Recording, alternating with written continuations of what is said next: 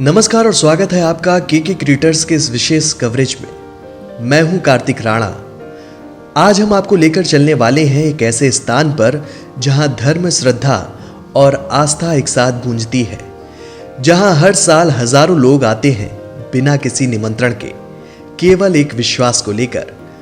हम बात कर रहे हैं सिद्ध बाबा गुफा वाले की। यह स्थान हिमाचल के कांगड़ा जिले में आता है, जो कि बैजनाथ से लगभग 20 किलोमीटर दूर स्थित है। यहाँ कोई देवदार के ऊंचे पेड़ नहीं है और ना ही कोई घना जंगल है, बल्कि शिवालिक की निचली पहाड़ियों में बसे इस क्षेत्र की सुंदरता है इसकी सादगी, इसका लोक जीवन और इसकी जीवंत आत्मा। गांव का नाम है चोरडू और यहीं स्थित है सिद्ध बाबा गुफा, जो आज भी एक रहस्य, एक अनुभूति और एक परंपरा के रूप में जीवित है। लोक कथाओं के अनुसार सैकड़ों साल पहले किसी सिद्ध पुरुष ने यहां गहन तपस्या की थी। ना कोई मंदिर, ना कोई सिंहासन, सिर्फ एक गुफा।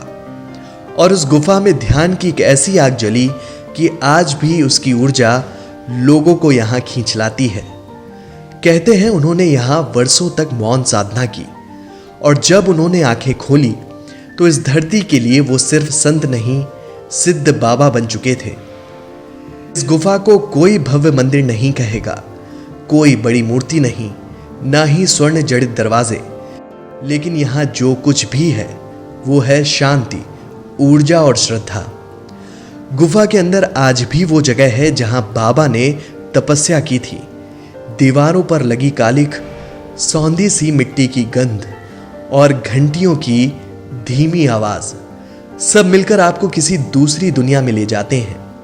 हर साल यहाँ एक विशेष आयोजन वार्षिक भंडारे के रूप में किया जाता है, जो बाबा की तपोभूमि की स्मृति में किया जाता है। यह कोई ट्रस्ट या संस्था द्वारा नहीं किया जाता, बल्कि गांव के लोग खुद अपनी श्रद्धा से इसका आयोजन करते हैं। कोई चंदा नहीं और ना ही कोई प्रचार, फिर भी सैकड़ों लोग यहाँ आस्था के साथ जुटते हैं, खाना बनाते हैं, बांटते हैं और बाबा का आशीर्वाद पाते हैं।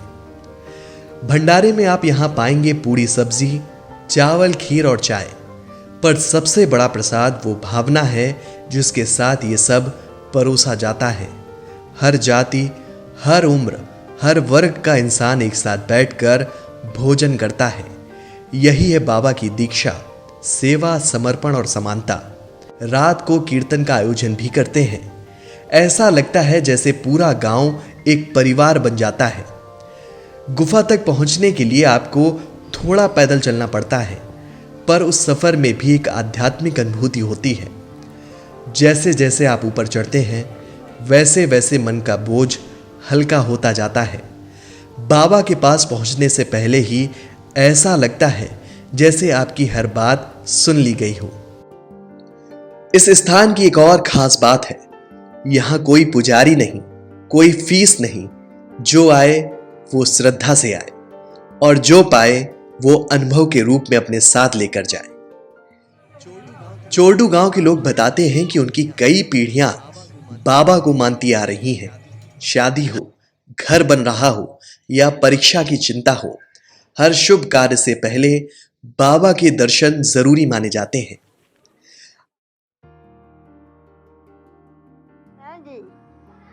पूरी हुंदी जे मंगन तिस्सो दिंदा है।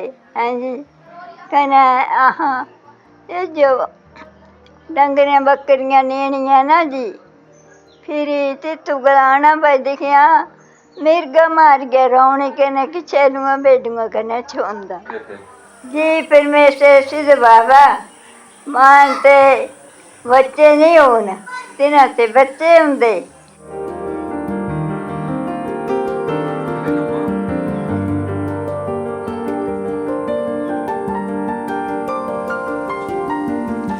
आज के समय में लोग सोशल मीडिया और भाग दौड़ में खोए रहते हैं, लेकिन ऐसे स्थान हमें धीरे चलना सिखाते हैं, रुकना सिखाते हैं और सोचना सिखाते हैं कि जीवन की असली मूर्ति सिर्फ बाहरी सफलता में नहीं, भीतर की शांति में है।